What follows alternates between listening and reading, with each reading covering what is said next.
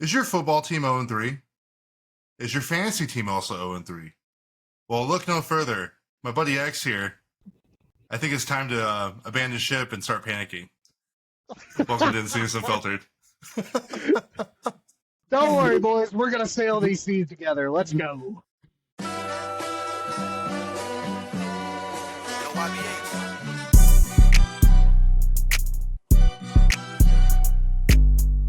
Hey everyone, welcome back to Seems Unfiltered. It's week 4, fantasy football. We got your starts and sits for this week. We also got your betting lines, and we're also going to answer some of your questions. And I do think this week we have a fun overreaction topic to go over because there's been a lot of injuries going on, and I know people like my buddy X here who's 0-3 in fantasy. I do believe it is time to start panicking. Never. But off the top, I have been requested by Griff to show a picture of my dog. So here is Thor. Come on. Here's Thor. That is his picture. That is what the people wanted. So they get the picture of Thor. All right. Now that the logistics are out of the way, let's get into it. So starting off, quarterback. I'm taking Dak at New York Giants Thursday Night Football. Even though Cowboys is going into New York. Well, like technically it's New Jersey. And I do talk a lot of shit to New York Giant Joe. Counter number one. They did win last week, but I think Dak showed in the last quarter or half of the Ravens game that he needs to throw to other guys besides CD, and he got it going with the rest of his team and built that chemistry. So I really like him this week. The Giants organization is still trash, even though they won one game. So I'm not going to overreact on them. I think he goes in there and handles it. This might seem a little bit of an overreaction, but I'm starting Andy Dalton versus Cincinnati, even though I don't think Carolina's going to win this week, but I do like Andy Dalton there. Andy Dalton brings a veteran presence to that Panthers team, and it's something against Bryce Young, but Andy Dalton's been in a really sticky situation with the Bengals before they had Burrow. He knows how to play, and obviously he's just a better choice. So I think it'll be a competitive game. I don't know if they win, but very competitive. And for your fantasy team, if you absolutely need to start him, start him. I'm sitting in Daniel Jones versus Dallas. I mean, I think that's very obvious. Dallas has a good defense. They haven't really been around, which has been weird. But it is a divisional game. I don't like Daniel Jones. I like him for his running ability. But Dallas defense will usually try to figure them out, and they usually do really well against their opponents, or their divisional opponents, I should say. And next, and honestly, like a lot of people are not going to like to hear this, and I have to admit, and I will admit when I'm wrong, X, you're right. You got to sit Richardson, and I think you got to sit him until he starts playing better. And I don't care about his rushing ability because, one, he's playing Pittsburgh this week. Pittsburgh has a top defense, TJ Watt. They've been the stingiest against even running quarterbacks, and I would honestly just avoid the matchup altogether. But Richardson has been absolutely horrendous. Like, I don't know if I've seen such a bad transition from year 1 to year 2. I mean, CJ's looking pretty bad, too, as far as fantasy is concerned. The points aren't really there for me, but Richardson is way worse, and I really think you need to kind of just reevaluate starting him and really look at matchups. So I know X is probably going to talk a little bit about that, too. So, X, go ahead and tell us who you're starting at quarterback this week. So, starting, just like you, this is how you know you need to start him, is our boy Andy Dalton going against Cincinnati. Cincinnati does not have a good enough team. Andy Dalton really did revitalize Carolina's offense and kind of showed that, one factor was the problem, not really the offense as a whole, just maybe one person in the position. But, as the NFL does go, just be wary in the next couple of weeks or so. Ride the Andy Dalton train, but the NFL will always figure it out every time. So ride the Andy Dalton train while you got it. Next one, 2 weeks in a row, our boy Rodgers going against Denver. Denver, just, jeez. I mean, I would say they're as bad as the Titans, but, nobody's that low yet. No. Nobody's that low yet. But Rodgers has been having a solid game. He's sharing the love. He's passing the ball around. If you notice, he's kind of doing what C.J. Stroud should be doing with his receiving core, and really, but Rodgers hurts a little bit, huh? A little bit. But Rodgers does have a great running back, so the running game really does open it up for the passing game. And Rodgers, as far as I'm gonna say it for now, Rodgers is a solid start almost every time. Sitting, same as you, because apparently I need to keep saying it for the people in the back. Richardson. That's for Bevel, man. That's for Bevel. Let's just be real. You can put him on the trade block. You're just embarrassing us and yourself. No one wants him. Bro. Nobody. I'll trade you Miami's defense for Richardson. Okay. I'll trade you Skylar Thompson, dude. At least one of them has a shot to do good because it's sure ain't Richardson. Pittsburgh's defense super stingy. They're one of the top defenses. Their secondary, their safety is one of the best in the NFL. He's a younger dude. I have to hear it from a Pittsburgh fan all the time about it. So trust me, I know because I have to hear about it all the time. Another one that I would sit is Cousins, Kirk Cousins, the boy with the chain. Mm-hmm. You got to sit that boy against New Orleans. It is not. Here's little sneak peek. It is not an overreaction that the Saints are good. Mm. The Saints are good. The Saints are good. Mm. Okay, one bad game is not going to do it. Cousins We'll just revisit that. and no. New Orleans got their butt kicked, so they're going to come back with some fire. They're going to come back with a vengeance. They know what their team's possible and capable of doing, so they're going to come back and they're going to handle it. All right, so running back, I'm taking Jordan Mason versus New England. New England's one of those teams also that have not looked good at all. And I mean, it's not the same, dude. Post-Brady era has not been good for them. With the drafting of Mac Jones, obviously he's traded to the Jaguars. Jacoby Brissett there isn't really showing me anything. I know we're just talking about the defense, but just in general, the organization, they don't look really good. I think the Niners have a cakewalk. And I'm actually starting Aaron Jones at Green Bay this week. Even though Green Bay has a half-decent defense, I just think Aaron Jones' revenge game in Green Bay on a Vikings team that's surging right now. Like, I think Aaron Jones has a really good game just to prove something. Not like he has anything to prove, but he's going to do it. I mean, even Brett Favre had those games. So I think this is the week that he's going to, I mean, he did well last week, but I think he's going to go off again. You push a little extra. You push. For sure. I am sitting Jonathan Taylor, though. And I know that's a big, player that everyone wants to start. I just think with a stingy Pittsburgh defense, it's going to be tough. I wouldn't expect him to get multiple touchdowns. I wouldn't expect him to get a lot of yards. He might get one touchdown if he can get a first and goal kind of situation, but I don't see him absolutely going off and getting you a big boom or anything. So, and I'm also going to sit James Cook at Baltimore. That's only because Baltimore has a really good defense.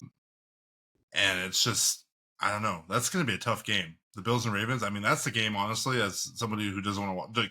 Besides just watching my own team, that's a game that I'm going to be watching because I just think that's such a good competitive game. But stingy Baltimore defense, Cook is basically freaking Josh Allen's guy. He can pass, he can run. I don't know. It's going to be really interesting. I just don't think Cook gets as much as he did last week. So that's something to look out for. And I don't think I put it in here, but an honorable mention.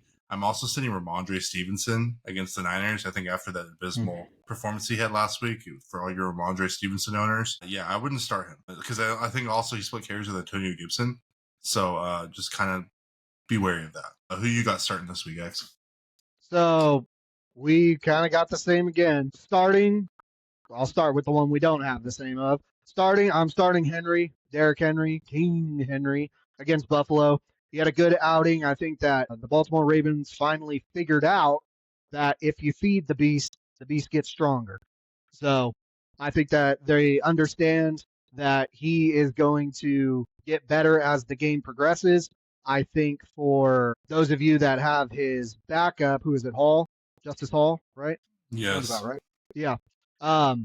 I think you guys that have him are going to end up losing out on a bit of carries because I'm pretty sure that Baltimore finally figured it out that Derrick Henry just needs the ball.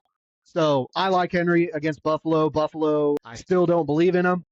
So I think that's just going to be a great matchup, to be honest. And their defensive line, at least their front presence in the box, their 6-man front, not going to be much of anything to really stop him. And my next one that I'm going to start, same as you, is Mason against New England. There's no reason why you shouldn't. New England's offense, I actually watched part of that game last week, and I literally had to change it because I felt so bad for Jacoby Brissett, dude. His line didn't even give him a second to even get into his stance. He couldn't even stop his feet before he had pressure. It was just embarrassing. I don't think that is Jacoby Brissett's fault at all. There's no way you could convince me otherwise that it was his fault. That offensive line is about as equal as the Titans line. It's just embarrassing. How they can even suit up and get paid millions of dollars is beyond me. At this point, I would probably do better than that offensive line. It's honestly, garbage. I feel bad So- for Drake May because they're supposed to actually bring him in to start, and I think with that line, like it's better off just not to start him. No, that I boy mean- ain't gonna learn nothing. All he's got to learn is to be like a P Diddy party and just laying on his back, just getting blown out No. all day. Yeah, No, yeah, I knew something was coming. Yeah. I knew something was coming. God damn it! I'm But not cutting anyways. that out. None of this is cut out. This is all going to be unedited. I'm leaving it in. Perfect. So Perfect. Jesus. So, but really though, New England's offense isn't going to be able to hold on to the ball enough, so Mason's going to have a lot of opportunities. A lot of the 49ers offense is going to have a lot of opportunities. Sitting running backs, you're going to definitely sit Taylor against Pittsburgh. It's obvious where the Colts are going to go with the ball. They don't trust Richardson. It's obvious in the play calling. The only one that can do anything is Taylor. It's easy to know where that offense is going. So Taylor's going to be stuffed up. I've said before, Pittsburgh's got a stingy defense. Then I am actually going to Jacobs against Minnesota. That is also majority basing on that Malik Willis plays again. If Love plays, might be a little bit more value there, but I would still sit him regardless because honestly, Minnesota's front, I actually like their front. Their statistics might say a little bit different, but I do like that front. And I just think that Jacobs right now is not running in his prime form. And so it just kind of worries me going against that Minnesota defense.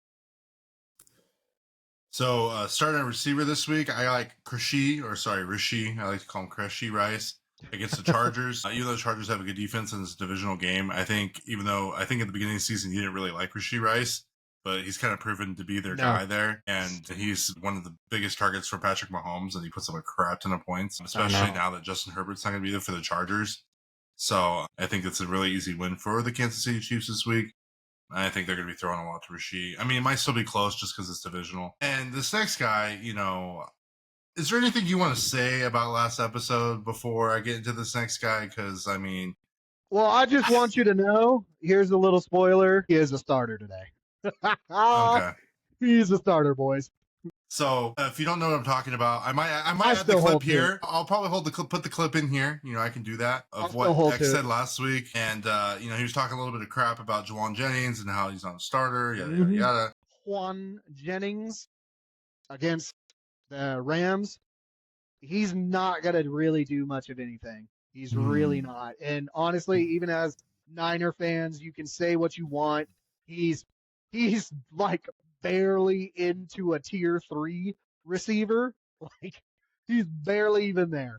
So I'm not expecting much out of him. And well, I think after his 3 touchdown game, we kind of seen that, Ayuk really, after he got paid, he kind of is just kind of whatever. I mean, I don't know if he's not in shape. I don't know what's going on with him.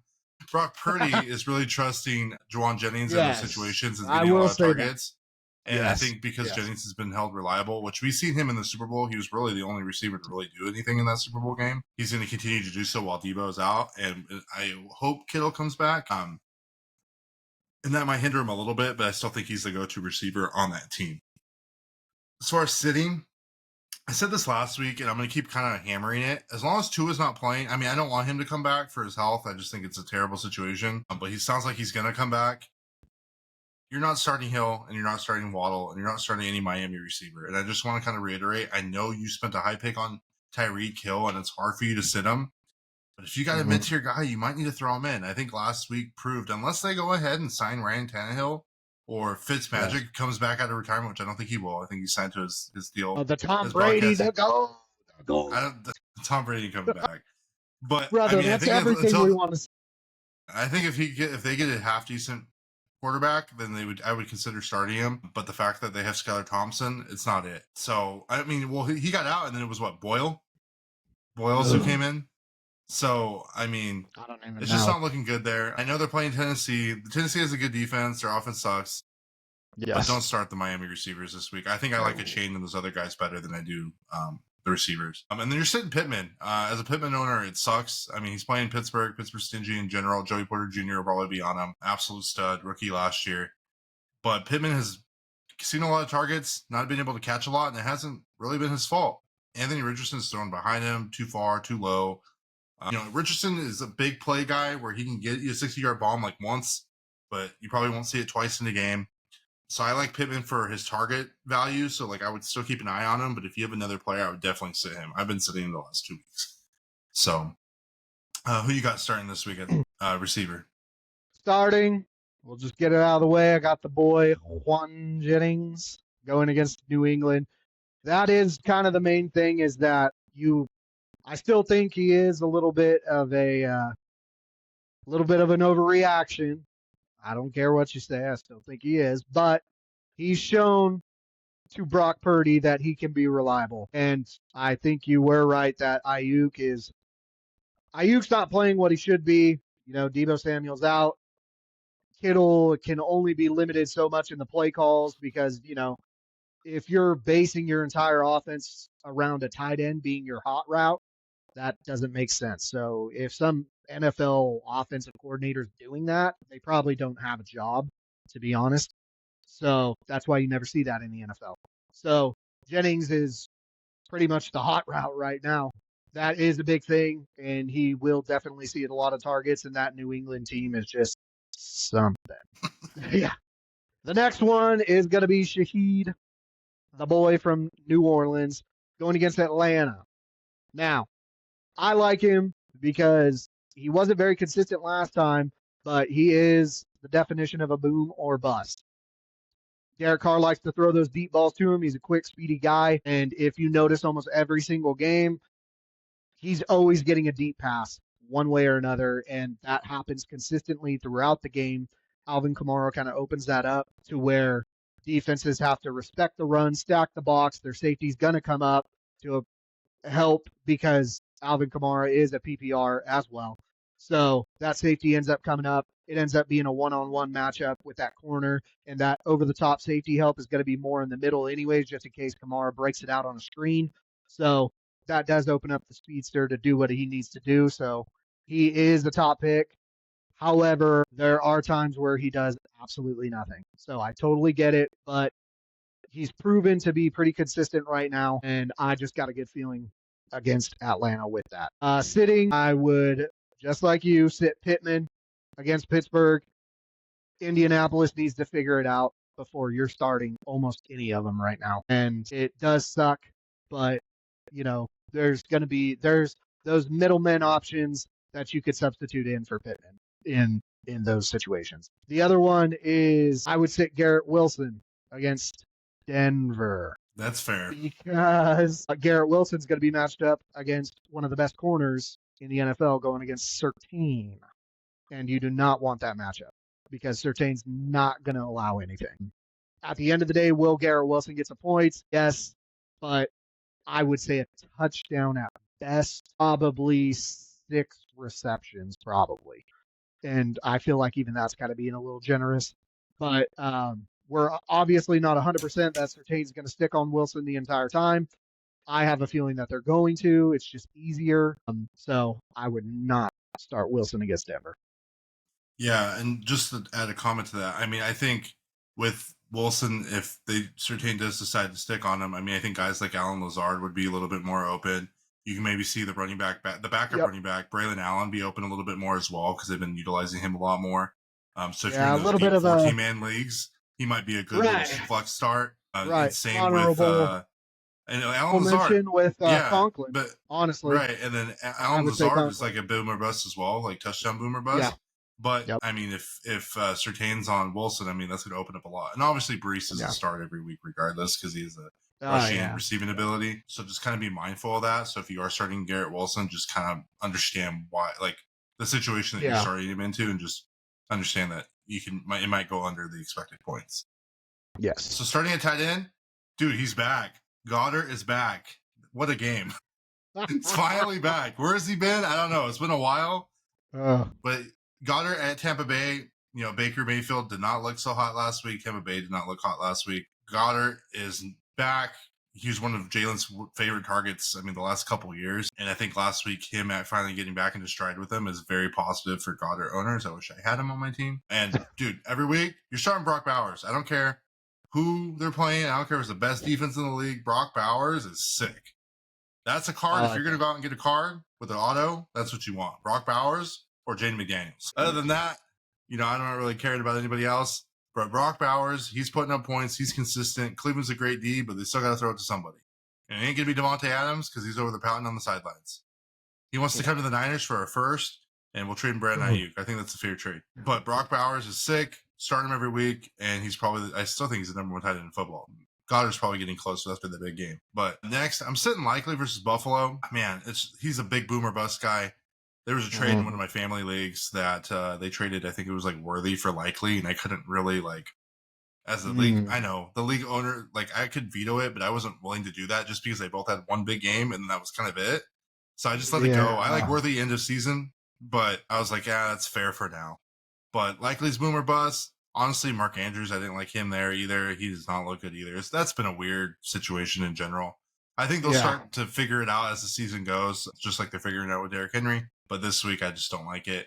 And then I'm actually sitting Freiermuth against Indianapolis, and I know that's a weird one. But for me, I think it's more of I just don't see him being consistent every week. And I mean, I understand if you're in a deep league, and you got to do what you got to do because there's only so many good tight ends, and that's kind of it. But I just don't know if Justin Fields gets him the ball. They've been winning, but his stats haven't been crazy. So just something to consider. It's not a hard sit. It's just something where I'm like, I mean, I think there's better options out there for sure. At least in 10-man leagues. Who you starting this week at tight end? So I'm actually starting Freiermuth against Indianapolis just because I think Freiermuth kind of goes, he is that roller coaster. He is that inconsistent roller coaster. But I think he's starting to find his groove again. Working with the new quarterback. New quarterback's kind of feeling it out. He did get some receptions last week, and he's not really, if you look at that offense, he's not really almost like a check down. It's kind of weird. He's kind of like the fourth, fifth option, and it's kind of strange in how they're running that offense. But I mean, it's working enough for them to be 3-0. But I think Freiermuth is gonna, as the season progresses, I think he's going to start getting more involved. I think he's going to be a little bit more. But you are right. He is kind of a boomer bust, very inconsistent. But I do like his chances against Indianapolis. My next one is McBride against Washington. McBride, I do like for the most part. Oh, well, I just want to mention as a side note, he's in a concussion protocol, so just something to think about. Yes. Yeah. So he's in concussion protocol. I'm an owner of him in 2 leagues. He might not play. Yes. I don't know if his backup's going to be good enough, but if he plays, you're starting him. Yes. I'm basing this off of that he is going to start. If he doesn't, then obviously you're not going to go that route. But his second stringer might be an option, but I probably wouldn't if that is the case. If you had to pick some other tight end to go with, like in that, I would actually go Kincaid. I don't know why. I just have a weird fixation on Kincaid. I like him, even though it is against Baltimore. I like him. I still think he's more consistent with Josh Allen, feeling more comfortable with that, and I feel like he is a good option. So I would say that's would be my substitute if the concussion protocol does kick in. Sitting, I would sit Kelsey against the Chargers. The Chargers are a weird team. It's a Harbaugh team, and Harbaugh teams are just odd in the sense that they are good at shutting down certain players in certain schemes. It's strange, but it's just what he knows how to do. And Kelsey is starting to lose a little bit of lackluster. Patrick Mahomes is building chemistry with other players, and Kelsey is more of that playoff season type superstar. So in these earlier seasons, I don't really expect Kelsey to do a whole lot. He normally does it towards the tail end, getting ready for playoffs. So the next one I would be sitting would be Andrews Likely, that little combination there, going against Buffalo. Harbaugh did say that they are going to now split reps. So for you Andrew owners, you are going to be splitting reps with the boy Likely, and you are not for people that, I don't know, I feel like even new people wouldn't do it, but just to say it, you are not going to put a tight end in your flex. Like ever. This is Bowers. No. Bowers should be your starter. Who are you going to start over? Like, if you got Kelsey and Bowers in the same fantasy draft, brother, you screwed up already. I don't know how you pulled that off. I don't know how your league Well, lets some you people do can get that. them late though. That's the thing, is that they don't know. You just I never mean, know. in that league, then you should be 3-0 and you should be undefeated going through the whole season if the people you're playing are that dumb. But regardless, you're going to have to make a choice. And to be honest, if I were you, I would use the boy Andrews. Like I said at the beginning of the season, use that boy as the trade bait.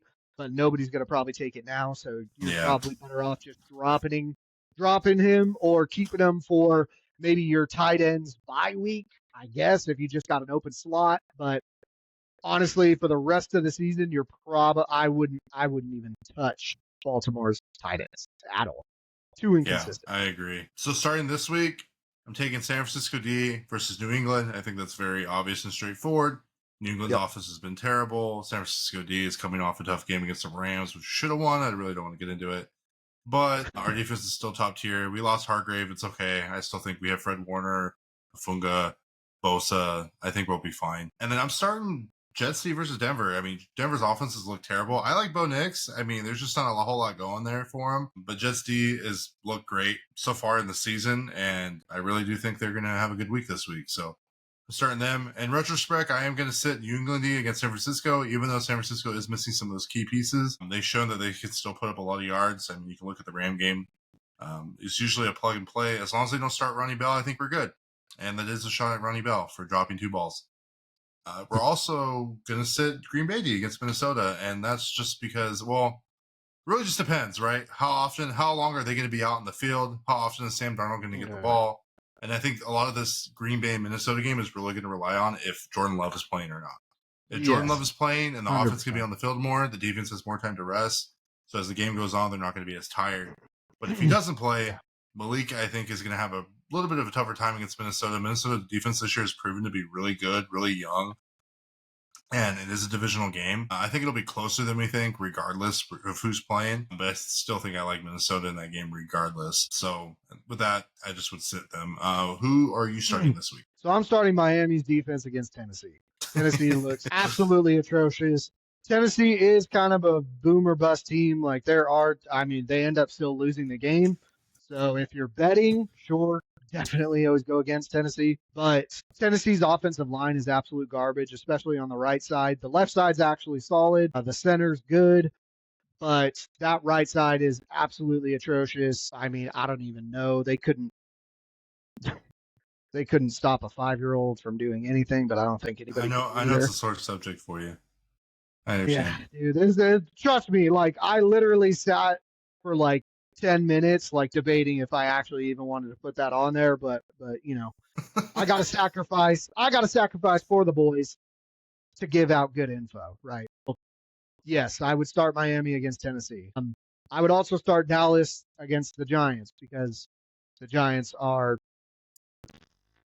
they have Daniel Jones. Enough said. Moving on. Sitting. You're going to sit Tampa Bay against Philly. I feel like Philly has a good comeback game.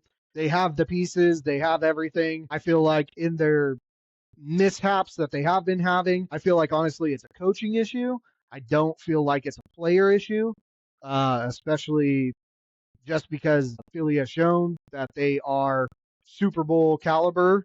And I feel like that coaching staff just needs to get their shit together, to be honest, and stop putting their team in bad situations like that. I would also sit Cincinnati against Carolina. Carolina with Dalton is just revitalized, dude. I'm on that Dalton train right now. We're on the Red Rocket, boys.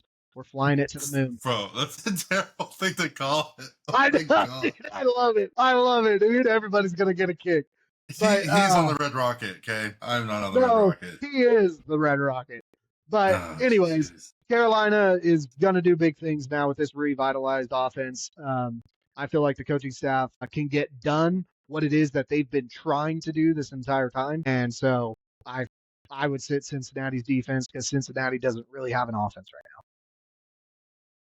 Yeah, I mean, that's fair. I mean, I still think the Bengals might win. I mean, they're going to figure it out. In my opinion, I know we're going to get into the bad snacks, but I just think that the game, I don't know, Bengals have to figure it out. Like, we know this. Like,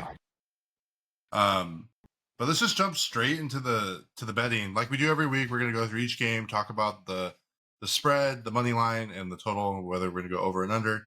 And X, if you want to also interject or disagree, that's completely fine too.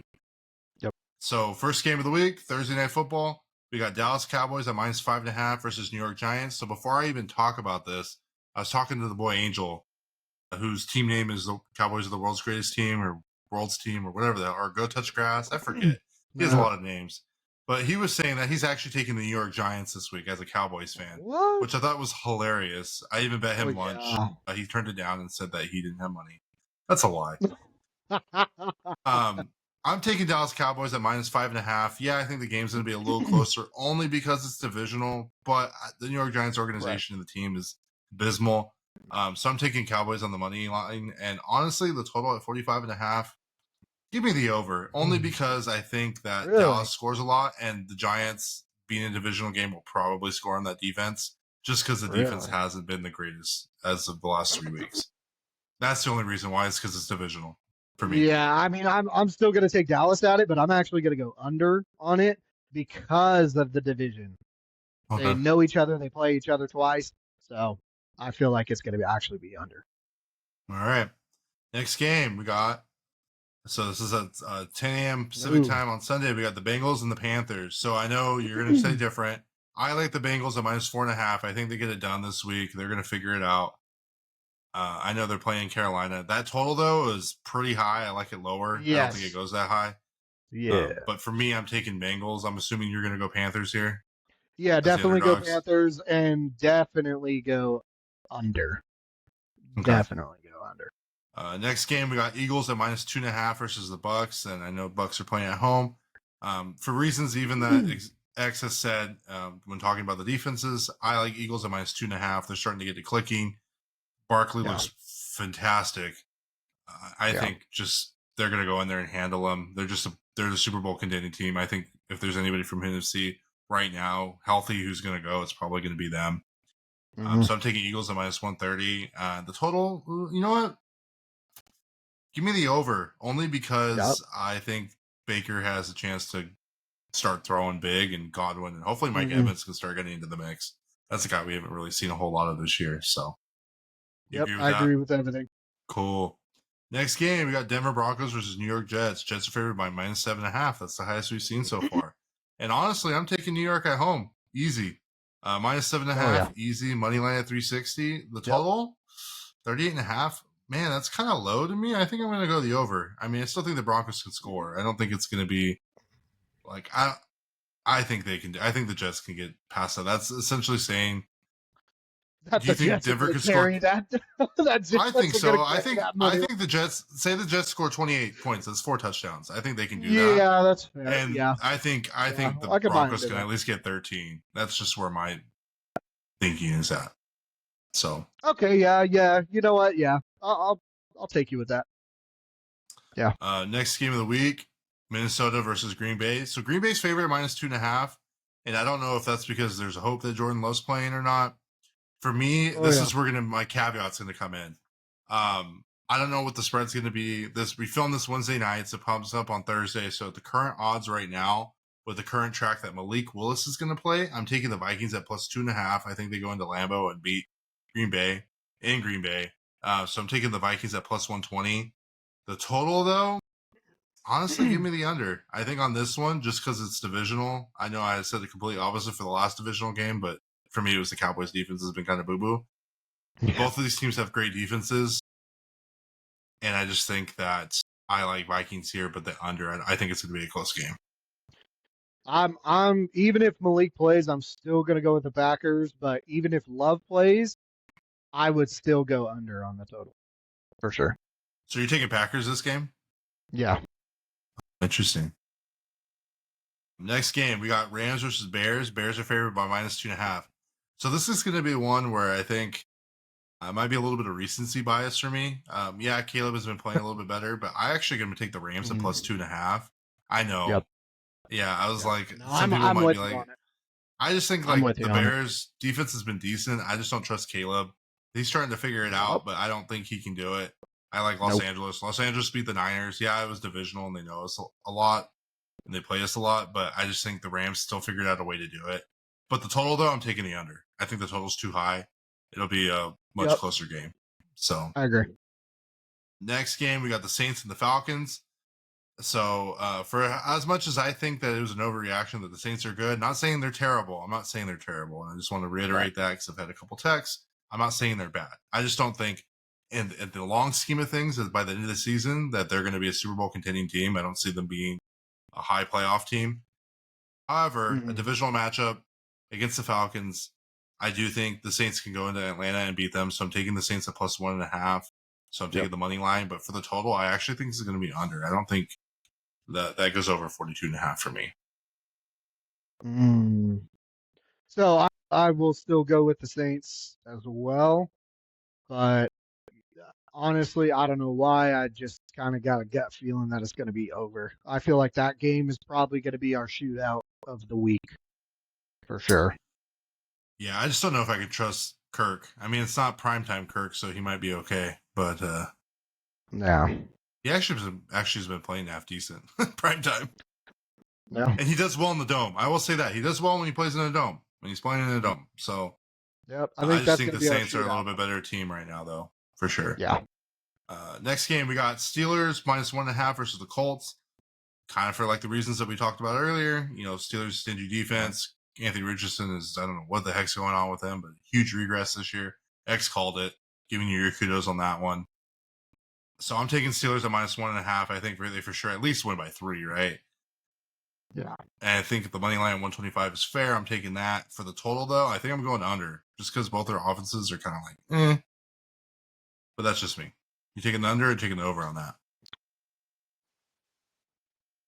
I'm actually, I'll go under on that. Okay. Next game, Jacksonville versus Houston. Houston's favored by minus 7. So, yeah, I'm taking Houston at minus 7. I know they haven't looked the greatest, and the line actually opened at minus 4.5. And I think a lot of people are still seeing how bad the Jaguars are. I feel bad for T-Law. I mean, he got paid, so I guess at the end of the day, not. But I kind of see like an Andrew Luck situation happening here where he kind of is just going to retire early because, man, that line is just letting him get hit so bad. Yeah. Dude's 6'6". Gosh, I didn't think he was that tall. But when I heard that, I was like, know. oh my God. And he's just, he's that Amazon Christian woman, Kirk dude. finally had a good game for once. And I'm like, where's it been at all season? Trust the guy that's been on your team the longest. But Texans minus 7 all day. Texans at minus 300 all day. That total, though, I think that's high. Way too high. I think you got to take the under on that. That's way too high. I don't think Jacksonville even scores. I don't think they scored 2 touchdowns, so I don't know. Brother, those teams are in my division, and I know dang well, way too high. Way too CJ high. hasn't been scoring a lot this year, which has been weird. But which is unfortunate. But I'm not taking the over on that. So definitely taking the under. Yeah. Next game, we're going. So it's Patriots versus San Francisco. Biggest spread so far. San Francisco favored at minus 9.5, even with all the injuries. I am going to take that minus 9.5, but don't be surprised if it's closer because Niners, for some reason, always get in these weird games where we get into close games with these boo-boo teams. However, after watching Patriots defense play last week, I think we'll be okay. It was abysmal, but I'm taking the money line at minus 525 and the total. Man, I'm going to take the over on this one. I have a feeling that we score a lot. Yeah. Wow. I know. I'm going to actually go under. Yeah. On that. I figured. Yeah. Next game, we got Commanders and Cardinals. Cardinals are favored by 3. I think the Cardinals can win by more than that. They've had a couple tough games. They had a good shootout with the Lions. They had a good game against the Bills. Kyler's looking pretty decent for being as shorted as he is. And, by all means, he can run. If Trey plays, I think that margin gets even bigger. He might not, though. But I still think they're fine. Him and Marvin Harrison Jr. have been linking up. Greg Dortch. They still have James Conner. James Conner's going to have a really good day. So I'm taking minus 3. I'm taking Cardinals at minus 170. But that total, I'm taking the under on that. My God. I think because it's 2 explosive offenses, but I don't see it personally. No. You taking Commanders in that game or you taking Cardinals? Cardinals. Okay. Cardinals and under. Easy. That's easy. Yeah. That's easy money right there. Yeah, for sure. Is there a way for me to get rid of this? Probably not. Bastards. Next game, we got Cleveland versus Raiders. Raiders are favored by -1. Yeah, no, I'm taking Cleveland at +1. After seeing what the Raiders did last week, just that was abysmal in itself. I keep using that word. But Devontae didn't look happy. He didn't want to go into the locker room at halftime. Jack Jones, I don't know if he was playing flag football or touch football, but that was embarrassing as well. He wasn't even tackling the people or the players. Yeah, the coach, I don't know what's going on. He said there's going to have a change. I'm like, Gardner Minshew going into week 3 had the second highest passing yards in the league. That's not the issue. Your defense needs to also step it up for being as hyped up as they were going into the season. Right. Something needs to happen I don't there. even know. Like, I don't even know why they were that hyped. Like, Max Crosby is that defense. So Right. what are we doing? Right. So yeah, Browns, and I'm taking the under. I think both of their offenses are trash. I agree. Okay. 100%. Next game, we got Kansas City -8.5 versus the Chargers. So even though it's divisional, I feel like that is kind of high. No Justin Herbert, most likely. So I'm taking Chiefs at -8.5. I'm taking the money line at -425. The total's at 39.5. And I feel like that's low for a Chiefs game. But with no Justin Herbert and the fact that it's divisional and the Chargers have a good defense, I'm taking the under on that. Yes, sir. 100%. Next game, we got Buffalo Bills and Baltimore Ravens at -2.5. So Buffalo Bills versus the Ravens. Ravens are favored -2.5. And honestly, I'm taking the Ravens at -2.5. I know the Buffalo Bills have looked really good, and Josh Allen always seems to figure it out. If you're going to bet at all, I would honestly just stay away from this game because I feel like it can go either way. To me, it's a 50-50. But I like Ravens at home, and I think they're going to start to figure it out. Total of 46.5, I feel like is really high. But, I mean, the Ravens have lost to the Raiders. So, I mean, possible. I can see it going either way. I know that doesn't really help people, but I mean, I just think there's too much variable here. So for me, like if I had to pick a team, I'm taking Ravens, but I would stay away from this with like a 20 football. So yeah, if I had to say, I would say the under if I had to, but it's totally possible to be over. Yeah, I agree there. Yeah, but so I just like you, take away from that. Yeah, just stay away from it completely. Yeah. So another game I kind of want to stay away from because who the hell knows what's going to happen here. You got Tennessee versus Miami. So Miami's favored by -1. If I had to pick, yeah, I mean, it's a 50-50 game. It's -110 and -110. I'm taking Miami. I mean, they might have a third string quarterback, and I honestly, personally don't like their defense. But Tennessee, man, yeah, I don't know. Tennessee has just proven to not figure it out, in my opinion. They have the talent. They have the team. They got Ridley. D-Hop looked better this week. We just don't got the line. We don't got the line. It's as simple as that. But honestly, like in retrospect, now that I'm thinking about it, and I already had made my pick, but I might switch it. I think this might be the week that Will Levis gets his first dub of the season. I think, honestly, that Tennessee's going to win only on the sole fact that it's a third string quarterback, bro. Like, our D-line actually should be one of the better, but they are actually kind of trash right now. But they should be one of the better. I think they're going to cover up a chain. I think what's really going to happen, in all honesty, I think that third string quarterback is just going to do little dunks and dinks, real short yardage type deal. Let the player get the yak. You know what I mean? That's going to be the best thing. And our team was the number 1 defense going into week 2. So that defense does know how to play. A lot of blitzing schemes, things like that. I don't think it's going to be a super high scoring game, but I think we're going to win out of the fact that they just got a third string quarterback. We should not win this game. 100%. We should not win this game. But I am taking the under, by the way, for sure. 100%. 100%. So last game of the week, we got Seattle and Detroit. Detroit's favored by -4. And I think this is fair. Lions are a Super Bowl contender. I would still say I like Philly better for the NFC, but the Lions look good. And they just beat Arizona, who's, even though they're 1-2, it's still a sneaky good team. I'm taking Lions at -195. For the total, I feel like that's high. They both have decent defenses, so for me, I think I'm just going to take the under. You got Hutchinson, and then Seahawks have always had a good defense in general. Yeah, I'll take the under. Yeah, and I'll take the under. Yeah. So very quickly, we're kind of getting down to the end of our show here. So lately, we've been asking everyone to comment their questions. We've been getting a lot of questions about the dog. That's why I showed the dog. And in the YouTube comments, people are always asking me who to start and sit. So honestly, if you want to go to our socials, like our Instagram, our Facebook, if you want to go to, I mean, those of you that have my number can always text me. Or if you want to send me stuff and actually, we can actually do it on the show and we can literally just tell you who we think we should start. That's also another option. I've even actually considered, because I can actually record this and go live at the same time. And I can always put the final product out, edited, of course, but we can do it like an unscripted and just go live and just kind of take your comments that way. So if you guys want that, just let me know. You can also check our website, www.fantasyfootball.com, where I'm constantly posting all our photos of like our locks and whatnot. But that just actually reminds me, before we even get into it, I have this photo that will be posted on our Instagram. The only thing I am going to change is I'm going to put the Dolphins. I'm going to put it for the Titans. I think the Titans can get it done this week. So that's the only change that I see. This is essentially, this is my picks. I know X has a different pick, but this is the picks that I think will win. And obviously some of those games that are kind of iffy, I wouldn't go money line. If you are in the states that you can bet in, I would stay away from some of those, which is going to be the Ravens, Bills. I'm probably staying away from even Bengals, Panthers might be interesting. Saints, Atlanta honestly, can get interesting. I would stay away from Green Bay and Minnesota. I would stay away from that one. But yeah, you don't have to screenshot this or nothing. I will post it so you don't have to worry about that. And that'll be on our Instagram and our Facebook, and it'll be on our website as well. So kind of going back into what I was saying. So this last portion of the episode is dedicated to answer some of your questions. So if you ask us questions, or text, or however you want to ask us those, we'll go ahead and let you know. I had a conversation actually with Griff on my way home from work today, and he was wondering who to start and sit. He has a 14-man league. I actually had to pick up Mooney because Mooney has scored like almost 40 points in the last 3 weeks. I think the receiver he was dropping was Palmer.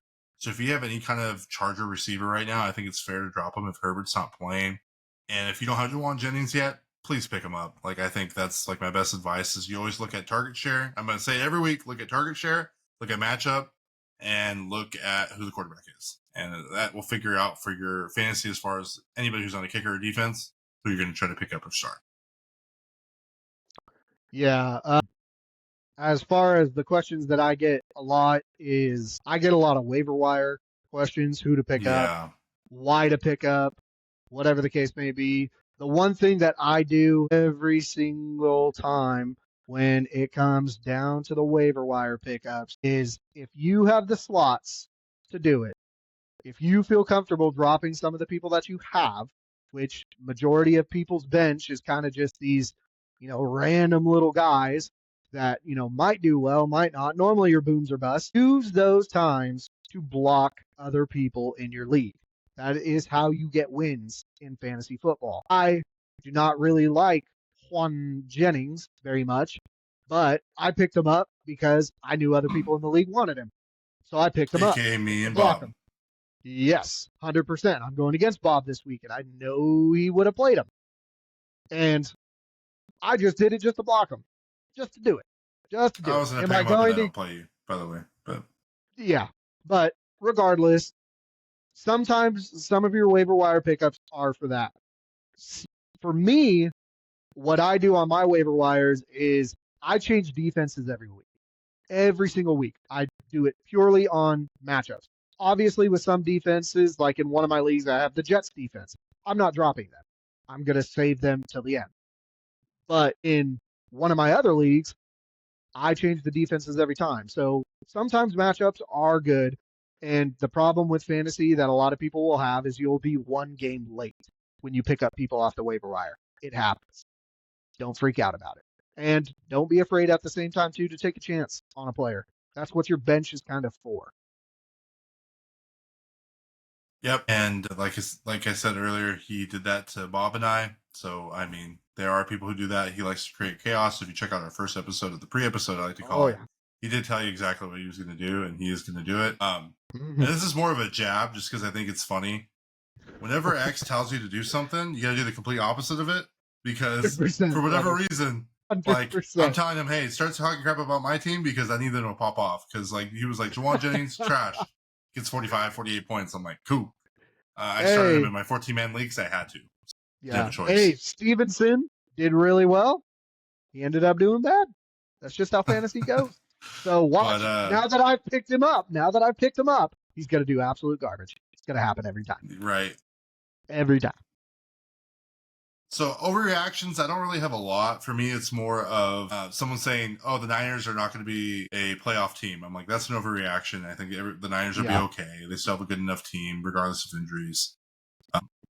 The Saints being, so I'll say this: the Saints winning their division is not an overreaction, but I think saying the Saints are going to be a Super Bowl contending team, that's an overreaction. I think anyone in that division is not a Super Bowl caliber team, in my opinion. No. Can they win the division? No. Sure. I think it's very competitive for all four of those teams now, with Andy Dalton taking the place of Bryce Young. All four of them could possibly win the division, but that division every year usually goes to an 8-8 team, 9-8 team. Or 9-8 or 8-9 team. So don't be surprised on that. Do you have any overreactions that you can think of off the top of your head? Overreactions is you're 0-3. The season's no, that's over. panics. That's panic versus don't panic. We're not there yet. Okay. Well, I would say an overreaction is Quan Jennings being good. That is an overreaction. Okay. I think that opinion is subjective. And I'm not saying he's a starter. Not subjective. No, I'm saying I don't think he's a starter if Debo, Kittle, and Ayuk are there. I'm saying if right now with his current situation, even if Kittle comes back, he's the most reliable receiver on that team because Debo is not there. If Debo were to come back, yeah, I wouldn't start him. That's just me. The Super Bowl has proved in the playoffs proved that he's been a good player. That's the only reason why I was willing to be like, he is a starter. You need to start him. Because of last year. I still think that people are overreacting on that. As far as the Saints go, yes. I think even myself, I am overreacting, saying that the Saints are very good. But just right now, they are very good. I think another overreaction is that I think an overreaction is that Mark Andrews is literally useless now. I think that is still kind of an overreaction. I do honestly think that Mark Andrews is still good. He still has the potential. It's just they saw that likely potential. He's younger nonetheless, too. Mark Andrews is constantly riddled with injuries. So, yes, I could see you investing future-wise more into likely, so get him more playing time now. And I know that that's got to be Harbaugh's mental thought process through it all. But obviously, I did say, drop Mark Andrews, and I still stand by that. But I do think that that is an overreaction, that he is going to be 100% useless, which some people are saying. And I think that is an overreaction. Mark Andrews is still Mark Andrews. Just like if Kelsey started falling off, he's still Kelsey. He has been. Not injury-wise, but fantasy-wise. He's also getting triple teams, so it's kind of like a yin and a yang, right? There's a reason for it. But so this next segment is brand new, because I know I had stopped you before you got into it. So I call it Panic versus Don't Panic. And literally, I only put it in my notes only because I just wanted to kind of take some jabs at you because it's fun.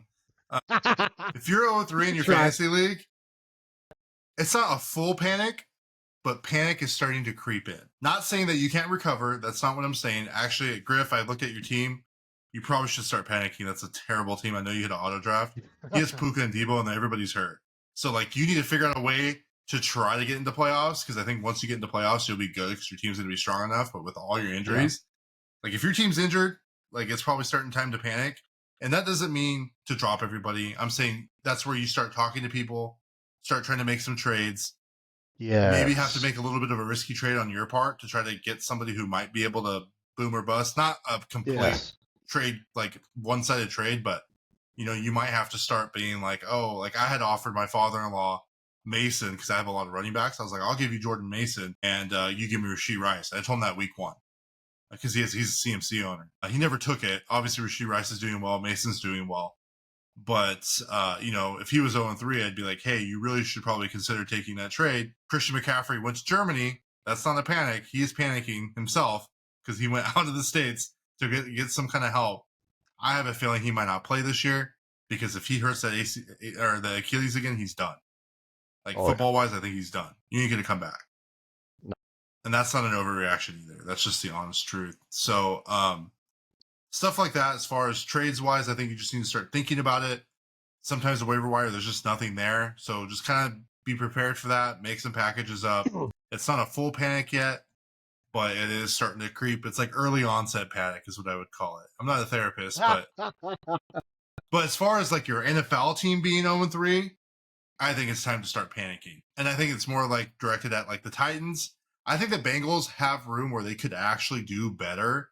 I don't know what's going on, but if they start going like 0-5, now it's time to panic, and you guys need to figure out what to do. Whether that's signing Jamar Chase, trading Jamar Chase. I mean, who knows? But those are the two teams that I can think off the top of my head. We already know Patriots suck. Miami, if they keep losing, I think they need to start panicking too and bring in another quarterback. Yeah. My thing, don't panic being 0-3. It's really not that serious. It's really not that serious. Because at the end of the day, when it comes to fantasy football, your goal, no matter where, is just to make playoffs. That's your goal. Nobody cares that you're just squeaked your way in. Nobody cares. It's the same analogy as a win is a win. Doesn't matter how you got the win, you got the win. When it comes to fantasy, you made it to playoffs. That's all that matters. So you're 0-3, don't panic, not a panic. Just buckle down, understand, and I think everybody will agree that this is the weirdest in all of NFL history. This is the weirdest first 3 weeks ever. The most inconsistent times of fantasy football, of NFL football, teams that are supposed to be good, teams that are supposed to beat other teams, especially this early. It's not happening. It's just a weird time. It's just terrible. Yes, and that is a whole, I think 100%, I'm with the NFL Players Association, that the turf is the problem.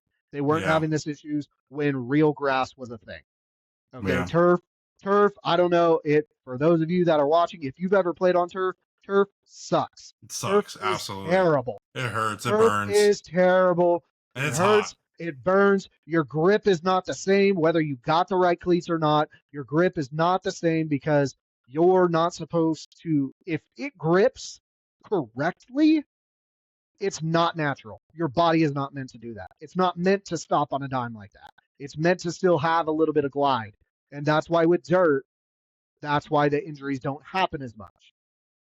But we're not going to get into that conspiracy theory because I will get into that. But we're not going. Aliens, bro.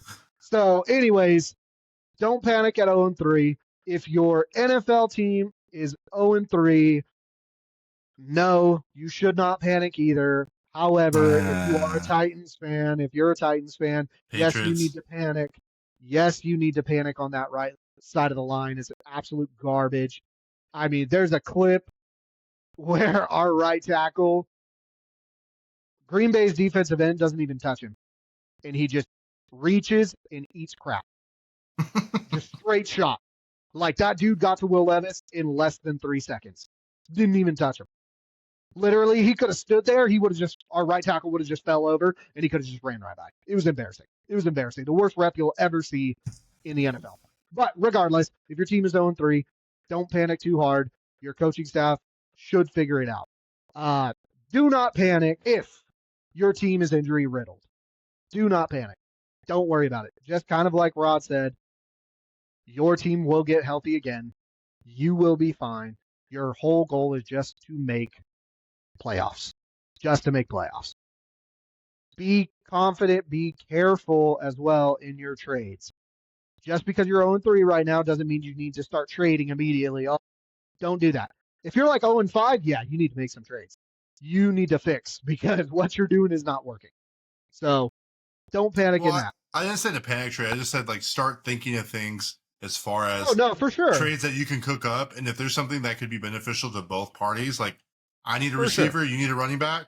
Hey, you give me a receiver, I'll give you Jordan Mason kind of thing. And it's like a win-win. Right. Jordan Mason's probably going to be the starter all year long. I think that's that's not an overreaction. I think that's fair to say at this point, just based on how the events are transpiring. That's totally fine.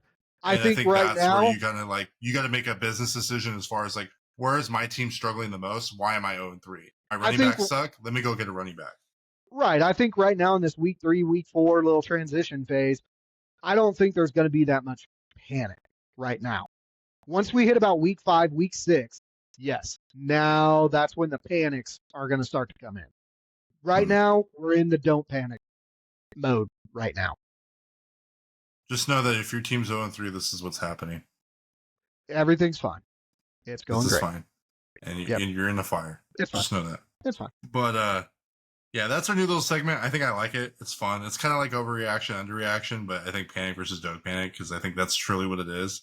It's early onset panic. That's what's going on right now, week 4. But yeah, thanks for sticking around. Like I said, and I'm gonna say this every week, please comment, please text us. Just let us know. We have socials: Instagram, TikTok, Facebook, Twitter. I mean, you can even go on our website, www.fantasyfootballadvice.com, and you can actually leave us a comment, and I will literally get it in my email. So whatever you want us to go over, whatever you want us to talk about, well, if you want us to start focusing on waiver wire, we can do that. We are considering going live, so I could do that too if people want that, and I can maybe read comments live or figure out a way to do that. But honestly, if you want to see like our locks and if you want to see everything, you can get everything at www.fantasyfootball.com. And let's make some fun out of it. I mean, the whole point of this is to have fun. Give you our predictions, but remember, at the end of the day, these are just our opinions. And because you can see from our last 2 weeks of the locks that I picked for the games have been absolutely garbage. It is what it is. But thanks for sticking around, X. Thank you for coming on as usual. We really appreciate you. And until next time, everybody, peace. Yo, YBA.